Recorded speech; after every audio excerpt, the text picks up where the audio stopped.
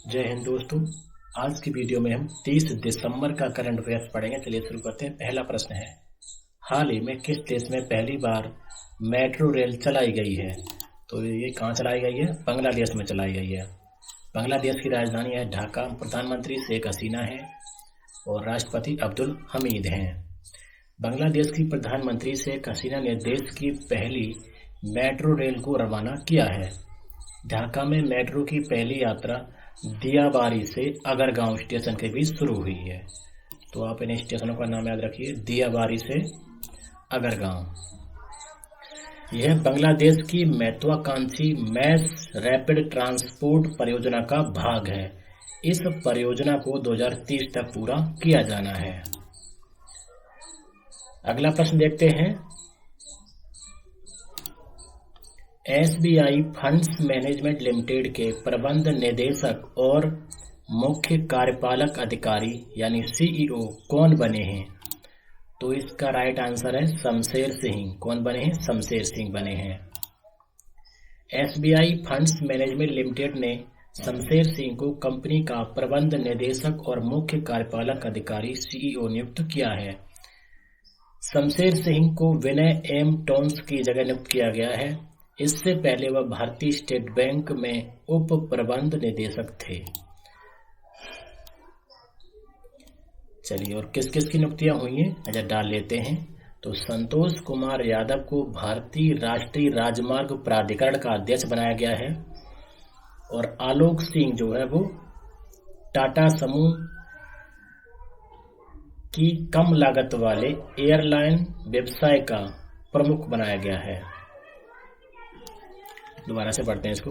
तो टाटा समूह ने 1 जनवरी 2023 से आलोक सिंह को अपने कम लागत वाले एयरलाइन व्यवसाय का प्रमुख बनाया है। और पुष्प कमल दहल प्रचंड नेपाल के तीसरी बार प्रधानमंत्री बने हैं। सित्वनी राबुका फिजी के नए प्रधानमंत्री बने हैं। उन्होंने कोमोडोर जोसिया फ्रांक वेनिरामा का स्थान लिया है। और सैली ओबेरॉय जो है वो दिल्ली की मेयर बनी है। आम आदमी पार्टी ने उनको अपना उम्मीदवार बनाया है। और संयुक्त राष्ट्र महासभा की 56वीं पूर्ण बैठक में नेपाल को 2 साल के लिए शांति निर्माण आयोग का सदस्य चुना गया है। और 13 जनवरी 2023 से उड़ीसा में होने वाले FIH पुरुष विश्व कप के लिए भारतीय टीम के कप्तान के रूप में हरमनप्रीत सिंह को नियुक्त किया गया है। और सुप्रीम कोर्ट के पूर्व जज हेमंत गुप्ता को नई दिल्ली अंतर्राष्ट्रीय मध्यस्थता केंद्र का अध्यक्ष बनाया गया है। प्यूमा इंडिया के नई ब्रांड एम्बेसडर जो है वो अनुष्का शर्मा बनी है। डॉक्टर सुहेल एजाज खान सऊदी अरब में भारत के नए राजदूत बने हैं। और वरिष्ठ परमाणु वैज्ञानिक दिनेश कुमार शुक्ला को 3 साल के लिए परमाणु ऊर्जा नियामक बोर्ड का अध्यक्ष बनाया गया है। और सांसद PT उषा और विजय साई रेड्डी इनको राज्यसभा सभापति जगदीप धनखड़ ने उप सभापतियों की समिति में नामित किया है। तो ये थी हाल ही की नियुक्तियां। अगला प्रश्न देखते हैं, भारतीय खाद्य सुरक्षा और मानक प्राधिकरण FSSAI के मुख्य कार्यकारी अधिकारी कौन बने हैं? तो इनका नाम है गंजी कमलावी राव।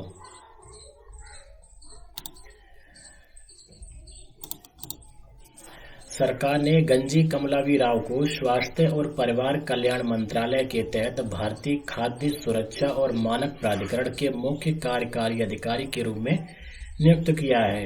हिमाचल प्रदेश कैडर के 1997 बैच के IAS अधिकारी शुभाशीष पांडा को दिल्ली विकास प्राधिकरण का उपाध्यक्ष बनाया गया है। और कमलावी राव वर्तमान में भारत पर्यटन विकास निगम लिमिटेड के प्रबंध निदेशक हैं। अगला प्रश्न है, ग्रामीण डाक सेवकों के लिए ऑनलाइन रिक्वेस्ट ग्रामीण डाक सेवकों के लिए ऑनलाइन रिक्वेस्ट ट्रांसफर पोर्टल का शुभारंभ किस विभाग ने किया है? तो ये डाक विभाग ने किया है। डाक विभाग ने ग्रामीण डाक सेवकों के लिए ऑनलाइन रिक्वेस्ट ट्रांसफर पोर्टल का शुभारंभ किया है। डाक सेवा के महानिदेशक आलोक शर्मा जी ने वीडियो कॉन्फ्रेंस के माध्यम से इस पोर्टल का शुभारंभ किया है। उन्होंने बताया कि आवेदन प्राप्त करने, अनुमति देने और स्थानांतरण आदेश जारी करने तक की समूची ट्रांसफर प्रक्रिया को इस पोर्टल से कागज रहित तथा आसान बना दिया गया है। डाक विभाग के पास विश्व में डाकघरों का सबसे बड़ा नेटवर्क है। इसके अंतर्गत भारत में 1,56,000 से अधिक डाकघर हैं। ऑनलाइन रिक्वेस्ट पोर्टल की शुरुआत प्रौद्योगिकी के सहयोग से शासन प्रक्रियाओं में पारदर्शिता और जवाबदेही लाने के लिए एक बड़ा कदम होगा। चलिए, हाल ही में कौन कौन से पोर्टल या वेबसाइट या ऐप लॉन्च किए गए हैं उन पर नजर डाल लेते हैं ताकि आपका रिवीजन हो जाए। तो डाक विभाग ने ग्रामीण डाक सेवकों के लिए online request transfer portal launch किया है और उपभोक्ता मामलों के मंत्री श्रीमान पीयूष गोयल जी ने राइट टू रिपेयर और NTH मोबाइल ऐप लॉन्च किया, यानी right to repair portal launch किया और NTH मोबाइल ऐप लॉन्च किया। और केंद्रीय खेल मंत्री अनुराग ठाकुर ने खेलो इंडिया डैशबोर्ड लॉन्च किया है। और मणिपुर सरकार ने उन्नत इनर लाइन परमिट प्रणाली पोर्टल लॉन्च किया है। और भारत के मुख्य न्यायाधीश DY चंद्रचूड़ ने उड़ीसा राज्य के 10 जिलों में जिला न्यायालय डिजिटाइजेशन हब का उद्घाटन किया है। राष्ट्रीय बाल अधिकार संरक्षण आयोग ने घर पोर्टल लॉन्च किया है। त्रिपुरा सरकार ने अमर पोर्टल लॉन्च किया है। राष्ट्रपति महोदय ने ई महाकुंभ पोर्टल लॉन्च किया है। आगे बढ़ते हैं। रेल मंत्रालय ने स्टेशनों के आधुनिकीकरण के लिए कौन सी योजना लॉन्च की है? तो उस योजना का नाम है अमृत भारत स्टेशन योजना। अमृत भारत स्टेशन योजना। रेल मंत्रालय ने अमृत भारत स्टेशन योजना नाम से स्टेशनों के आधुनिकीकरण के लिए एक नई नीति तैयार की है। इस योजना का उद्देश्य रेलवे स्टेशनों के लिए मास्टर प्लान तैयार करना और न्यूनतम आवश्यक सुविधाओं सहित सुविधाओं को बढ़ाने के लिए विभिन्न चरणों में मास्टर प्लान के कार्यान्वयन और लंबी अवधि के समय में स्टेशन पर रूफ प्लाजा और शहर के केंद्रों के निर्माण का लक्ष्य है। चलिए, कुछ योजनाओं पर नजर डाल लेते हैं।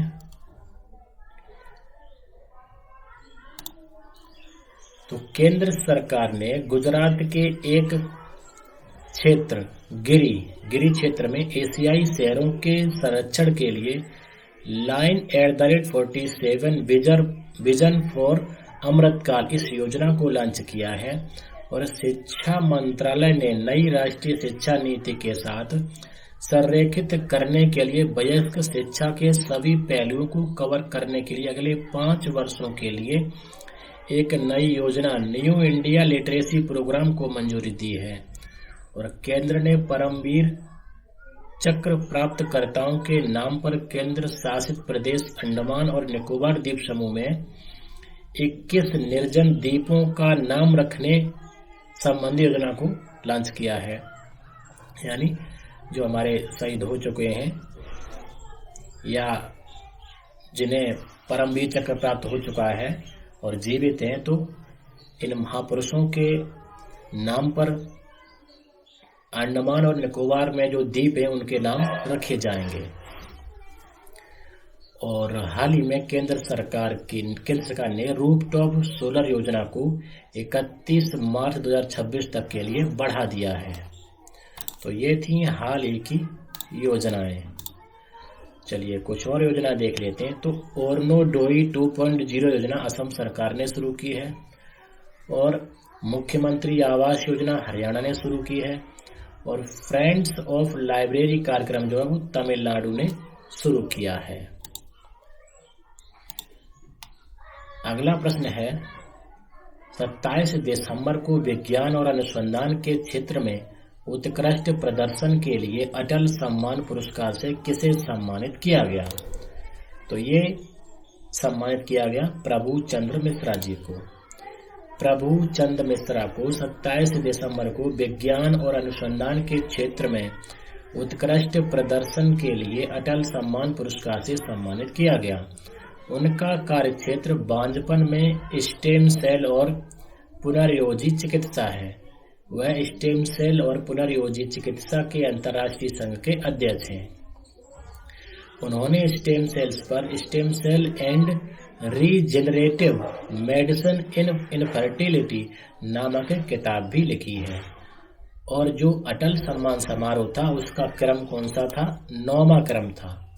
तो आपका एक प्रश्न ये तैयार हो गया। अगला प्रश्न है, किस बैंक ने राजस्थान राज्य में सूक्ष्म लघु और मध्यम उद्यमों के उद्यमियों के लिए अपना प्रमुख व्यवसाय सलाह कार्यक्रम MSME प्रेरणा शुरू किया है? तो किस बैंक ने किया है? इंडियन बैंक ने किया है। इंडियन बैंक ने राजस्थान राज्य में सूक्ष्म लघु और मध्यम उद्यमों के उद्यमियों के लिए अपना प्रमुख व्यवसाय सलाह कार्यक्रम, जिसका नाम है MSME प्रेरणा, ये शुरू किया है। MSME प्रेरणा किसी भी बैंक द्वारा देश में MSME क्षेत्र के लिए अपनी तरह की पहली पहल है। अब पहली बार काम हुआ है तो ये प्रश्न थोड़ा इम्पोर्टेंट हो जाता है। इसका उद्देश्य MSME उद्यमियों को उनकी स्थानीय भाषाओं में कौशल विकास और क्षमता निर्माण प्रशिक्षण के माध्यम से सशक्त बनाना है। अगला प्रश्न देखते हैं, महामारी की तैयारी का अंतर्राष्ट्रीय दिवस कब मनाया गया? तो ये मनाया गया 27 दिसंबर को। महामारी के बारे में जागरूकता पैदा करने के लिए हर साल 27 दिसंबर को महामारी की तैयारी का अंतर्राष्ट्रीय दिवस मनाया जाता है। इसका उद्देश्य सूचना के आदान प्रदान को सुविधाजनक बनाना, वैज्ञानिक ज्ञान का प्रसार करना और अंतर्राष्ट्रीय स्तर पर सर्वोत्तम कार्य प्रणालियों का आदान प्रदान सुनिश्चित करना है। 7 दिसंबर 2020 को संयुक्त राष्ट्र महासभा ने 27 दिसंबर को महामारी की तैयारी के अंतर्राष्ट्रीय दिवस के रूप में घोषित किया था। चलिए, और कौन कौन से दिवस हाल ही में मनाए गए हैं?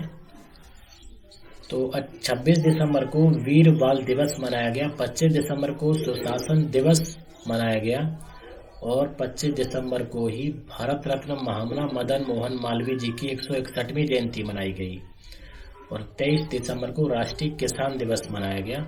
इसकी थीम क्या रही? Igniting young minds by innovative farmers.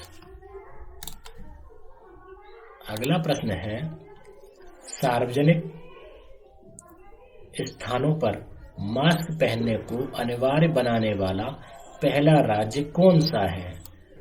तो उस राज्य का नाम है कर्नाटक। कर्नाटक की राजधानी बेंगलुरु है। मुख्यमंत्री श्री बसवराज बोम्मई जी हैं। राज्यपाल श्री थावरचंद गहलोत जी हैं। कर्नाटक सरकार ने राज्य के स्कूलों, कॉलेजों, मूवी थिएटरों, पब, रेस्तरां और बार में मास्क पहनना अनिवार्य कर दिया है। अपने जारी आदेश में इन्फ्लुएंजा जैसी बीमारी, ILI और गंभीर श्वसन संक्रमण SARI के मामलों में कोविड की जांच अनिवार्य कर दी है। दिशा निर्देशों में नववर्ष मनाने के दौरान कोविड से संबंधित प्रतिबंध भी लागू कर दिए गए हैं। तो ये पहला राज्य बना है जिसने सार्वजनिक स्थानों पर मास्क पहनना अनिवार्य कर दिया है। चलिए, अब पहली बार क्या क्या हुआ है उसको देख लेते हैं। तो RBI पहली बार रूस और श्रीलंका के साथ भारतीय रुपए में व्यापार करेगी और Garuda aerospace drone company RTPO और टाइप प्रमाणन प्राप्त करने वाली भारत की पहली ड्रोन कंपनी बन गई है। और महू कहाँ है? मध्य प्रदेश में। ये देश का पहला, महू में देश का पहला और विश्व का दूसरा इन्फेंट्री संग्रहालय अभी हाल ही में आम जनता के लिए खोला गया है। और यूपी के मिर्जापुर की सानिया मिर्जा भारतीय वायुसेना में फाइटर पायलट के तौर पर चयनित होने वाली पहली महिला बनी है। और 21 साल बाद देश को ऑस्कर में 4 नॉमिनेशन मिले हैं।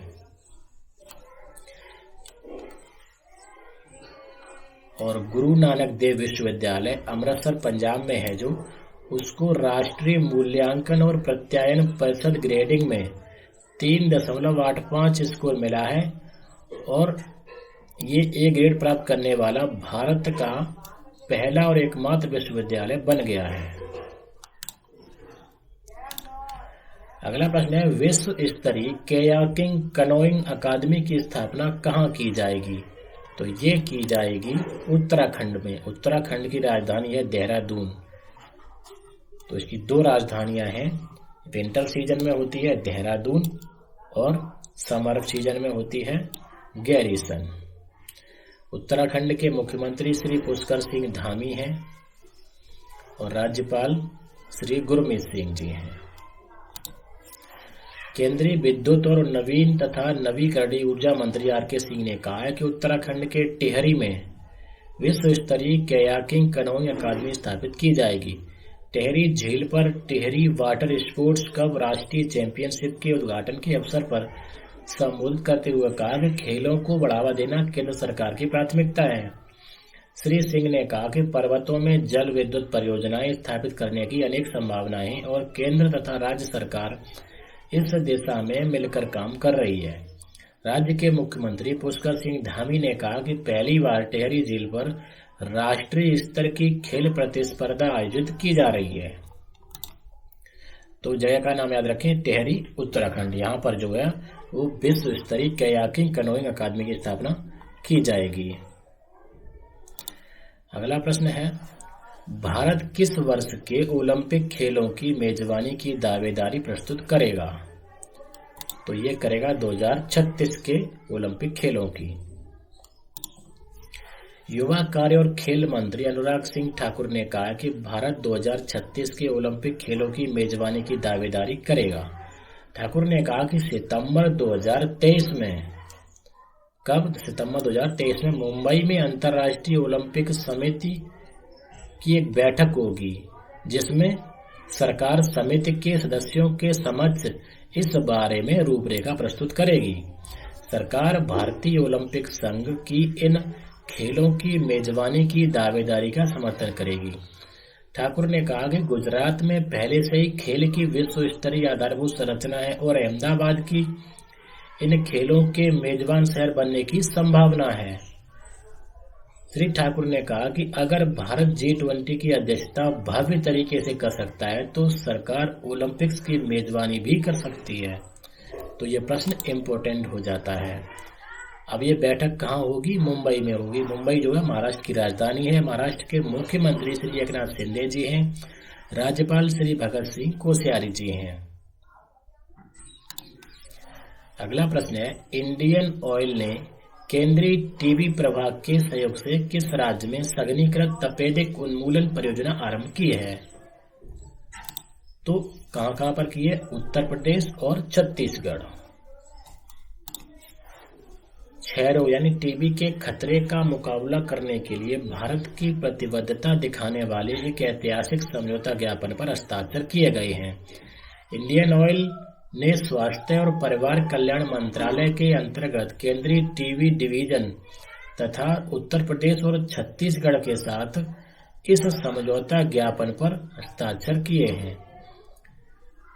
यह समझौता ज्ञापन कारपोरेट सामाजिक दायित्व के हिस्से के रूप में है। केंद्रीय स्वास्थ्य और परिवार कल्याण मंत्री डॉक्टर मनसुख मांडविया एवं केंद्रीय पेट्रोलियम और प्राकृतिक गैस तथा आवास और शहरी कार्य मंत्री श्री हरदीप सिंह की उपस्थिति में समझौता ज्ञापन पर हस्ताक्षर किए गए।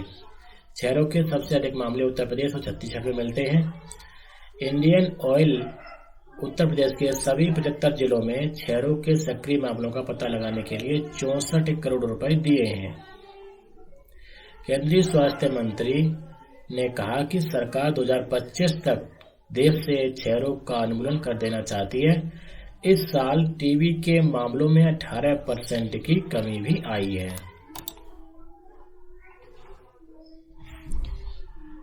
अगला प्रश्न देखते हैं। हाल ही में चर्चित धनु यात्रा महोत्सव का संबंध किस राज्य से है? तो इसका संबंध उड़ीसा से। उड़ीसा की राजधानी भुवनेश्वर है। मुख्यमंत्री श्री नवीन पटनायक जी हैं। राज्यपाल प्रोफेसर गणेशी लाल जी हैं। अब ये उत्सव जो है उड़ीसा में आयोजित होता है। इस वर्ष इस महोत्सव को 75 साल पूरे हो जाएंगे। बुराई के खिलाफ अच्छाई की जीत के रूप में धनु यात्रा महोत्सव मनाया जाता है। वर्ष 2014 में केंद्रीय संस्कृति विभाग 11 दिवसीय धनु यात्रा को राष्ट्रीय उत्सव का दर्जा दे चुकी है। इसे Guinness book of world record में भी शामिल किया गया है। धनु यात्रा की शुरुआत वर्ष 1947-48 में देश की आजादी के उपलक्ष्य में आयोजित उत्सव के रूप में हुई थी। तब से हर वर्ष इस महोत्सव का आयोजन किया जाता है। वेरी वेरी इंपॉर्टेंट है।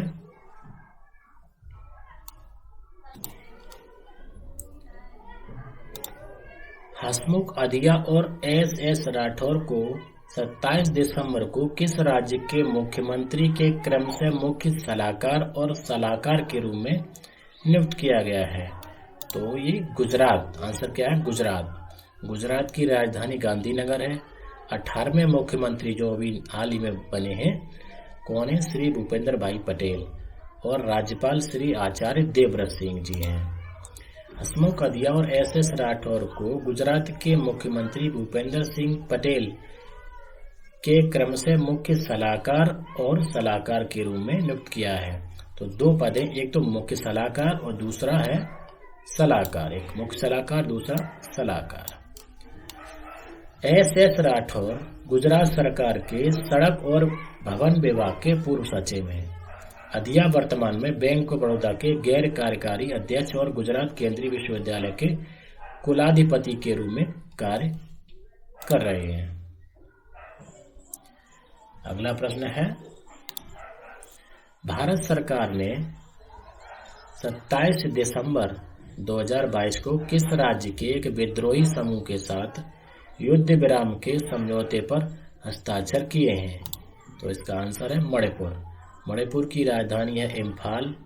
मुख्यमंत्री श्री एन बीरेन सिंह है। राज्यपाल एल गणेशन है। भारत सरकार और मणिपुर सरकार ने मणिपुर के एक विद्रोही समूह जिसका नाम है जेलियन ग्रोंग यूनाइटेड फ्रंट, इसके साथ युद्ध विराम के समझौते पर हस्ताक्षर किए हैं। समझौते के तहत